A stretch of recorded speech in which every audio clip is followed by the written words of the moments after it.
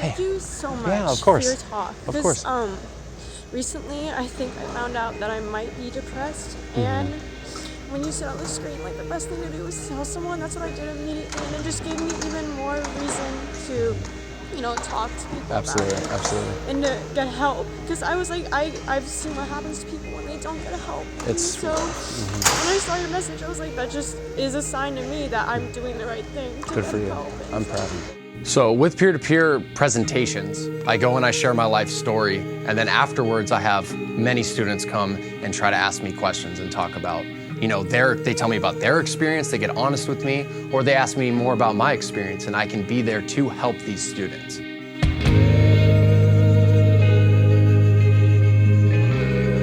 My son said to me, he said, I know you always told me that marijuana was a gateway drug, but I didn't really believe you. I just thought you were doing your Not My Kid thing on me. He said, but after hearing Taylor speak, I know for a fact it is a gateway drug. And he was moved by him.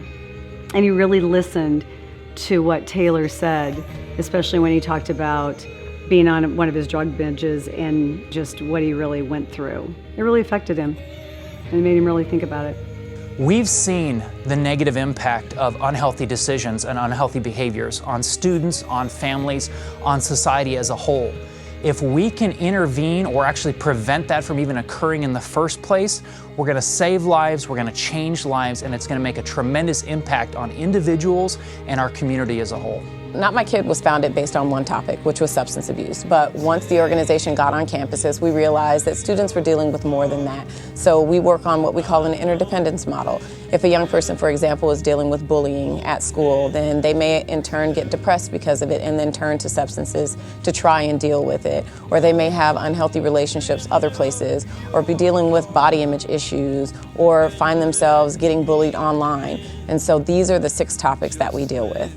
When going in and sharing our story, it helps students realize that we're not just there to tell them what to do or anything like that. Instead, we're there to share a little bit of our story, and them realizing that this is someone that struggled with it. They don't just know the theory behind it. It's someone that's been down in the trenches before.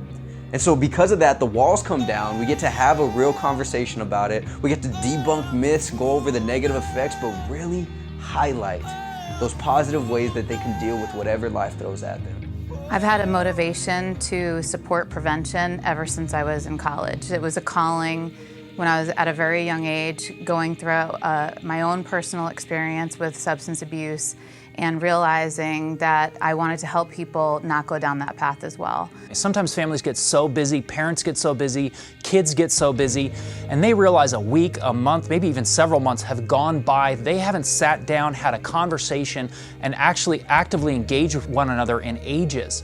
And we want to create that conversation. We want to create those dialogue points for them to get them to sit down and start conversing with one another. Every staff member that represents this organization is so talented. They have so much heart, so much passion, and their skill to connect with kids and parents is powerful. I'm so grateful for them, for everything that they do, how hard they work, and how committed they are to our mission.